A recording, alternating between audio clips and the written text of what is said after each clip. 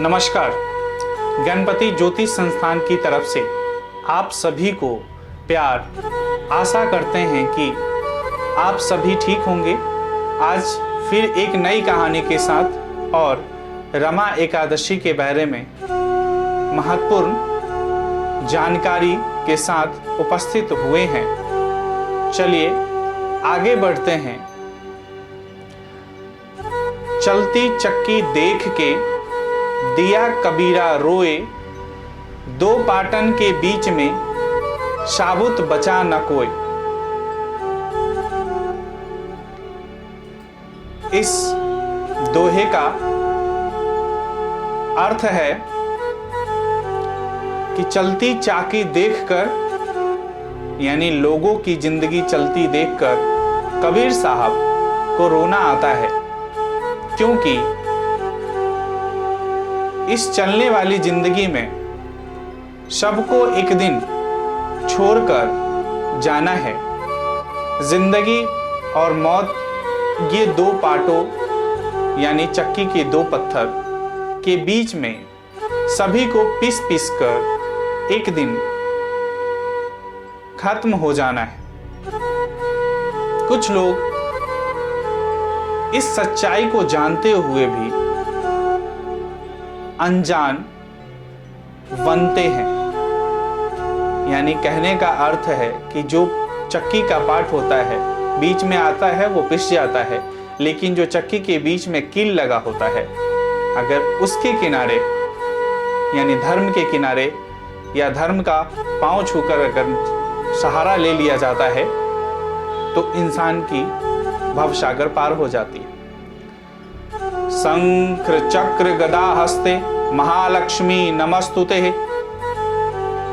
अब कुछ महत्वपूर्ण जानकारी एकादशी से संबंधित आपसे साझा करता हूं। आशा करता हूं कि ये आपके लिए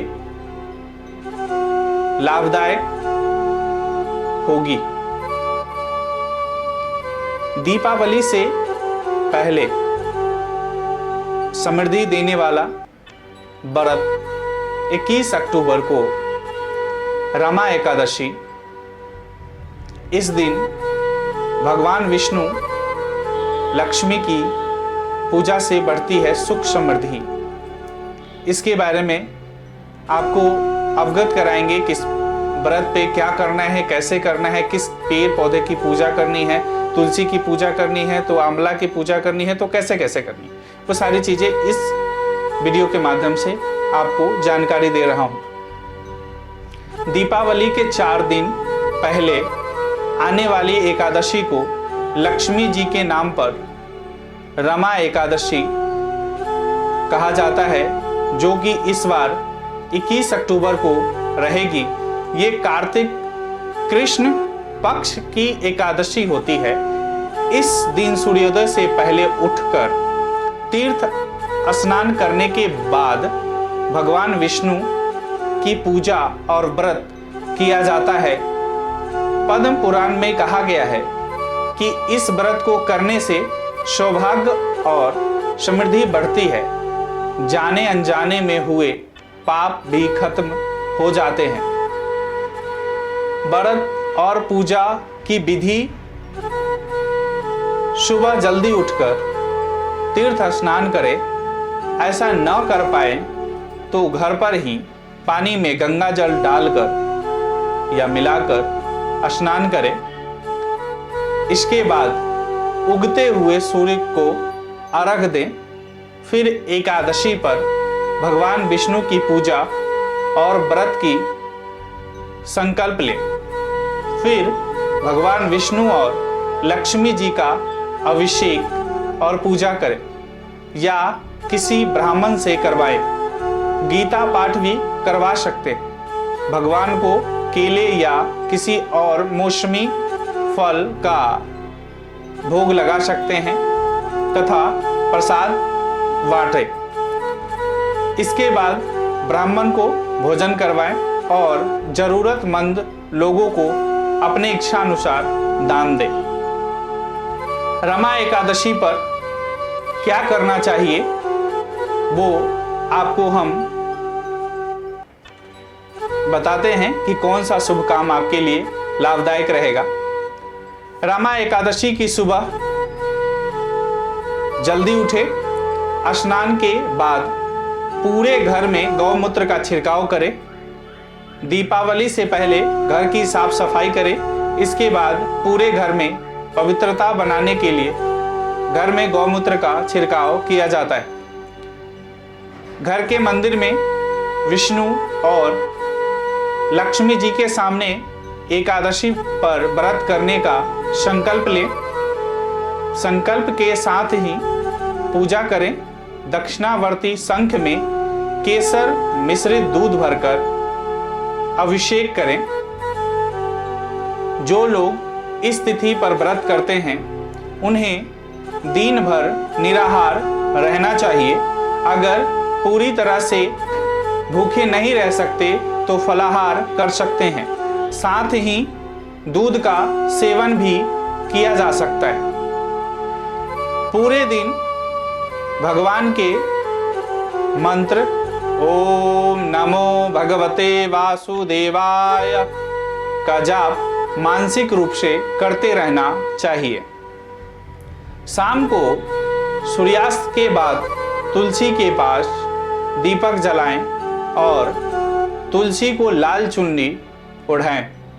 लक्ष्मी जी और विष्णु जी की पूजा करें। अगले दिन यानी 22 तारीख को सुबह जल्दी उठकर स्नान के बाद एक बार फिर से लक्ष्मी विष्णु की पूजा करें। इसके बाद जरूरतमंद लोगों को भोजन कराएं और फिर खुद भोजन ग्रहण करें। इस तरह एकादशी का व्रत पूरा होता है। एकादशी पर भगवान श्री कृष्ण की पूजा करनी चाहिए। पूजा में भगवान का अभिषेक करें और माखन मिश्री का भोग तुलसी के साथ लगाएं। तुलसी ध्यान रहे एकादशी तिथि को तोड़ा नहीं जाता है। आप एक दिन पहले दशमी तिथि को ही तुलसी तोड़कर उसे धुलकर आप फ्रिज वगैरह में रख ले और सुबह अगले दिन इसे भोग लगा दें। आप चाहे तो इस दिन श्रीमद् भागवत या गीता का पाठ कर सकते हैं। श्री कृष्ण के मंत्र क्रीम कृष्णाय नमः का जाप कर सकते हैं। इस दिन तुलसी, आंवले और पीपल पेड़ की पूजा कर सकते हैं। इस एकादशी पर तुलसी, आंवले और पीपल के पेड़ की पूजा करने की परंपरा है। कार्तिक महीना होने से इस व्रत का महत्व और बढ़ जाता है। इस दिन इन तीनों पेड़ पौधों की पूजा करने से कई यज्ञों को करने का पुण्य मिलता है। इस एकादशी पर दीप दान भी किया जा सकता है। इस दिन तुलसी, आंवले और पीपल के पेड़ सहित मंदिरों और नदी तालाबों के किनारे दीपदान करने से हर तरह के पाप खत्म हो जाते। अगर जाने अनजाने में किसी तरह का पाप हो जाता है तो ये समाप्त हो जाते हैं। रमा एकादशी का महत्व क्या है और किस कारण से इसको किया जाता है? पुराणों के अनुसार रमा एकादशी व्रत कामधेनु और चिंतामणि के समान फल देती है। ये व्रत करने से समृद्धि और संपन्नता बढ़ती है।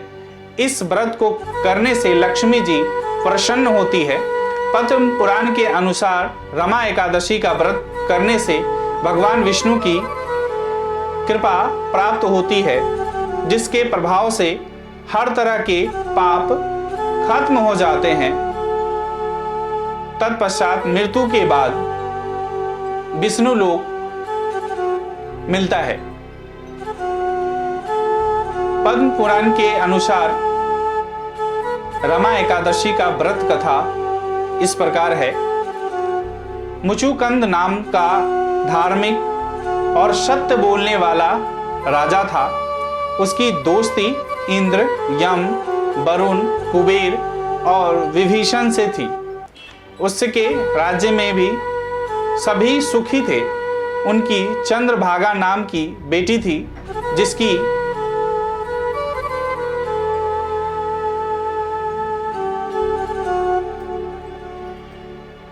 जिसकी शादी राजा चंद्रसेन के बेटे शोभन के साथ हुई। एक दिन शोभन अपने ससुराल आया तो उस दिन एकादशी थी। शोभन व्रत करने का मन बनाया। चंद्रभागा को चिंता हुई कि उसकी पति भूखा कैसा रहेगा। चिंता हुई कि उसका पति भूखा कैसे रहेगा। उसके पिता के राज्यों में सभी एकादशी का व्रत रखते हैं, कोई अन्न नहीं खाता था। शोभन ने पत्नी से ऐसा उपाय जानना चाहा जिससे व्रत भी पूरा हो जाए और तकलीफ भी न हो, लेकिन उपाय नहीं मिला। शोभन किस्मत के भरोसे व्रत रख लिया, लेकिन वो भूखा प्यासा नहीं रह सका और उसकी मृत्यु हो गई। इससे चंद्रभागा बहुत दुखी हुई। पिता के विरोध की वजह से वो सती नहीं हुई। मरने के बाद रमा एकादशी व्रत के प्रभाव से शोभन को मंदराचल पर्वत के शिखर पर बहुत अच्छे देवनगर मिला। वहाँ बहुत सुख था। एक दिन जब राजा मुचुकुंद मंदराचल पर्वत पर आए तो उन्होंने अपने दामाद का वैभव देखा।